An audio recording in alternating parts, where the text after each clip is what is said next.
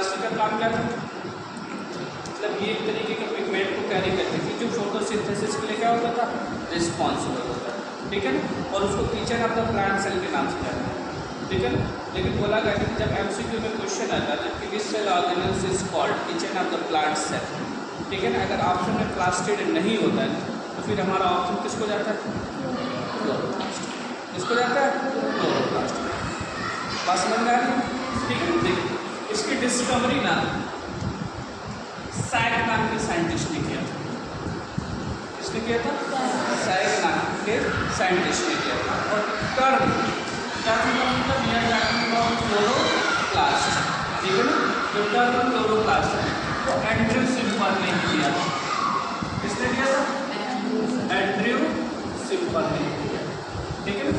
Statement जान के आपको बहुत अच्छा लगेगा ना बेटा कि this is only and only found in plant cell, ये केवल और केवल कहाँ देखने को मिलती है, प्लांट सेल के अंदर देखने को मिलता है। But it is the largest cell organelles, क्या बोला, largest cell organelles other than vacuole. बोला था कि प्लांट सेल के अंदर सबसे लार्जेस्ट तो वैक्यूल है, क्या है, वैक्यूल है। लेकिन अगर वैक्यूल को छोड़ दिया जाए तो that is the second largest cell organelles होता है, दैट इज कॉल्ड क्लोरोप्लास्ट, ठीक है। तो ये हम क्या है, second largest cell organelles, clear है। सेकेंड लार्जेस्ट सेल ऑर्गेनेल्स के रूप में भी ये जाना जाता है, ठीक है। अब ऑलरेडी आपको इसके बारे में पता है कि ये एक तरीके की बेटा सेमी ऑटोनॉमस सेल ऑर्गेनेल्स क्या है, what is the meaning of semi autonomous cell organelles. Semi का मतलब ही होता है बेटा हाफ, क्या होता है, हाफ। लेकिन यहाँ पर हम लोग टर्म लेते हैं लिटिल बिट से, क्या लेते हैं, लिटिल बिट से। सेमी ऑटोनोमस होने का सेंस है ना बेटा क्योंकि they have own genetic material, इसके पास खुद का क्या होता है, जेनेटिक मटेरियल होता है। अब जेनेटिक मटेरियल होने की वजह से ना बेटा they control most of their activity, ये अपनी एक्टिविटी को, मोस्ट ऑफ द एक्टिविटी को खुद ही क्या करते हैं, कंट्रोल करते हैं, ठीक है। लेकिन स्टेटमेंट गलत है, बोला जाता है ना बेटा अबाउट 10% एक्टिविटी को क्या कर पाते हैं, कंट्रोल कर पाते हैं। 90% एक्टिविटी, जो हमारी 90% एक्टिविटी होती है ना, it is controlled by nucleus. तो किसके द्वारा कंट्रोल की जाती है, न्यूक्लियस के द्वारा ही कंट्रोल की जाती है, ठीक है। लेकिन फिर भी अगर 10% कंट्रोल कर रहा है और खुद का जेनेटिक मटेरियल है, इसलिए इसको सेमी ऑटोनोमस सेल ऑर्गेनेल्स के नाम से जाना जाता है, ठीक है ना। और साथ ही साथ बेटा ये डबल मेम्ब्रेन भी होता है, कैसा होता है, डबल मेम्ब्रेन सेल ऑर्गेनेल्स होता है, डबल मेम्ब्रेन सेल ऑर्गेनेल्स भी होता है, ठीक है। कोई डाउट यहाँ तक नहीं। अगर हम इसके डायग्राम को देखते हैं,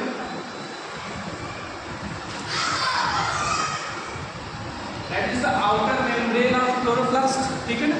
और जैसे माइटोकॉन्ड्रिया में आपने इस बात को देखा था कि जो इनर मेम्ब्रेन होती है ना वो इनसाइड फिंगर लाइक प्रोजेक्शन काज करती थी, इनसाइड फिंगर लाइक क्या करती थी, प्रोजेक्शन काज करती थी। वैसे ये भी इनसाइड फिंगर लाइक क्या करती है, प्रोजेक्शन काज करती है, जिससे बेटा ग्रेनम और थाइलाकॉइड का क्या होता है, डेवलपमेंट होता है।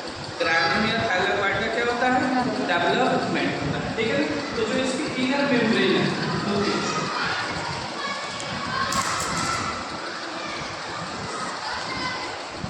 ये इसकी इनर मेम्ब्रेन है। अब मैंने क्या बोला कि इनर मेम्ब्रेन है ऐसे फिंगर लाइक प्रोजेक्शन काज करती है और आगे चल के बेटा ये ऐसे स्टॉक लाइक स्ट्रक्चर बना देती है, ऐसे स्टॉक लाइक क्या करती है, स्ट्रक्चर क्रिएट करती है, जस्ट लाइक दैट।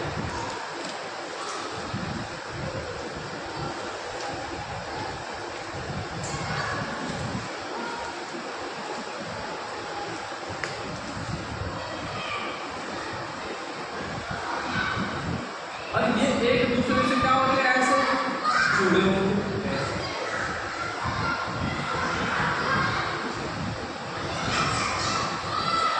एक दूसरे से क्या होते हैं, जुड़े होते हैं, ठीक है ना। स्टेटमेंट देखिए, this one is called outer membrane and this is the inner membrane, ठीक है। बोला ना कि इसको हम लोग क्या बोलते हैं, stock like structure is called grana, क्या बोलते हैं, ग्रेना। ग्रुप ऑफ ग्रेना को क्या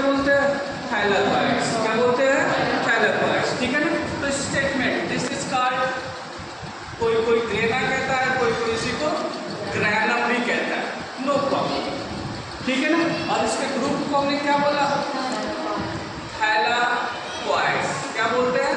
थैलाकॉइड। और एक थैलाकॉइड बेटा दूसरे थैलाकॉइड से जुड़ा होता है with the help of lamellae. इसके थ्रू लैमेलिया, ठीक है ना। चलिए, इसके अंदर भी बेटा साइटोप्लाज्म पाया जाता है। क्या पाया जाएगा? साइटोप्लाज्म पाया, दैट इज कॉल्ड साइटोप्लाज्म, ठीक है ना। लेकिन यहाँ पे हम इसको साइटोप्लाज्म नहीं कहते, यहाँ पे इसको साइटोप्लाज्म नहीं कहा जाता, बल्कि क्या बोला जाता है? स्ट्रोमा। क्या बोलते हैं? स्ट्रोमा बोलते हैं, ठीक है ना। जिसके पास खुद का राइबोसोम पाया जाता है। खुद का क्या पाया जाता है? राइबोसोम पाया जाता है। ये राइबोसोम कैसा होता है? तो प्रोकैरियोटिक होता है, दैट मीन्स 70S। कैसा होता है? 70S होता है। इसके पास बेटा खुद का जेनेटिक मटेरियल होता है। क्या होता है? जेनेटिक मटेरियल होता है, ठीक है ना। जिसको बेटा हम लोग सर्कुलर DNA के नाम से जानते हैं, या जेनेटिक मटेरियल भी कह देते हैं। ये भी कैसा होता है? प्रोकैरियोटिक होता है। कैसा होता है? प्रोकैरियोटिक होता है। कैसा होता है? प्रोकैरियोटिक होता है, ठीक है। मेरी बात समझ में आई इतना? ठीक है बेटा, वीडियो को पुश करना। क्लोरोप्लास्ट की बात कर रहे हैं, क्लियर है ना। देखो, क्लोरोप्लास्ट के अंदर ना बेटा 2 रिएक्शन होता है। कितने रिएक्शन? 2 रिएक्शन होते हैं। एक तो रिएक्शन को हम लोग बोलते हैं लाइट रिएक्शन, और एक को हम लोग क्या बोलते हैं? Dark reaction. क्या बोलते हैं? डार्क रिएक्शन, ठीक है। देखो, लाइट रिएक्शन का मतलब क्या होता है कि देखिए, जब भी क्लोरोप्लास्ट के अंदर ना बेटा फूड की सिंथेसिस होते हैं, तो आपने ये बात तो जरूर सुना होगा कि जब भी फोटोसिंथेसिस होती है ना बेटा, तो कार्बन डाइऑक्साइड और वाटर आपस में रिएक्शन करता है in the presence of sunlight. Sunlight के प्रेजेंस में क्या करता है? रिएक्शन करता है। और साथ ही साथ किसकी जरूरत होती है? क्लोरोप्लास्ट की रिक्वायरमेंट होती है। और ये क्या बनाता है? फूड बनाता है, ऑक्सीजन बनाता है और एनर्जी का प्रोडक्शन, ठीक है। लेकिन इस पूरी प्रोसेस को होने के लिए ना बेटा सबसे पहले सनलाइट का यूटिलाइजेशन करता है कौन? क्लोरोप्लास्ट, ठीक है ना। और ये किसको तोड़ता है? H2O को। और क्या बनाता है? एनर्जी। क्या बनाता है? एनर्जी। इसीलिए लाइट एनर्जी को ना बेटा हम लोग प्रिपरेटरी फेज के नाम से जानते हैं। किस नाम से? प्रिपरेटरी फेज के नाम से जाना जाता है, जहां पे बेटा वाटर को क्या करते हैं? तोड़ते हैं, और तोड़ के क्या बनाते हैं? एनर्जी। किसके फॉर्म में? ATP के फॉर्म में। किसके फॉर्म में? ATP के फॉर्म में। और इसको लाइट रिएक्शन इसलिए बोलते हैं बिकॉज़ इट इज हैपन या occur on the presence of sunlight. ये लाइट के प्रेजेंस में होता है, इसलिए इसको लाइट रिएक्शन बोलते हैं। और एक्चुअली इसमें होता क्या है? ATP का फॉर्मेशन। बोला ना, जब मैं आपको फिजियोलॉजी पढ़ाऊंगा ना, प्लांट की फिजियोलॉजी, उसमें क्लियर बताएंगे कि किस तरीके से बेटा ना वाटर मॉलिक्यूल्स को तोड़ा जाता है, और तोड़ के एनर्जी का क्या करते हैं? प्रिपरेशन करते हैं। वहाँ पे बेटा फोटोसिंथेटिक सिस्टम या फोटोफॉस्फोराइलेशन करके एक टॉपिक है, ठीक है ना, जिसमें इस बात को एक्सप्लेन किया गया कि how does ATP will be form during photosynthesis, ठीक है ना। अब इसी ATP का यूज कहाँ किया जाता है? Dark reaction. इसमें डार्क रिएक्शन मतलब यहाँ पे क्या होता है ना बेटा, ये कार्बन डाइऑक्साइड है, ठीक है ना। अब इस कार्बन डाइऑक्साइड को बेटा फिक्स किया जाता है किसके फॉर्म में? फूड के फॉर्म में। किसके फॉर्म में? फूड के फॉर्म में फिक्स किया जाता है। इसलिए इसको बेटा हम लोग बायोसिंथेटिक फेज के नाम से जानते हैं। किसके नाम से? बायोसिंथेटिक फेज के नाम से जानते हैं। क्यों? क्योंकि यहाँ पे फूड का क्या होता है? प्रिपरेशन होता है। फूड का क्या होता है? प्रिपरेशन होता है। और होता कब है? कार्बन डाइऑक्साइड को फिक्स किया जाता है इन द प्रेजेंस ऑफ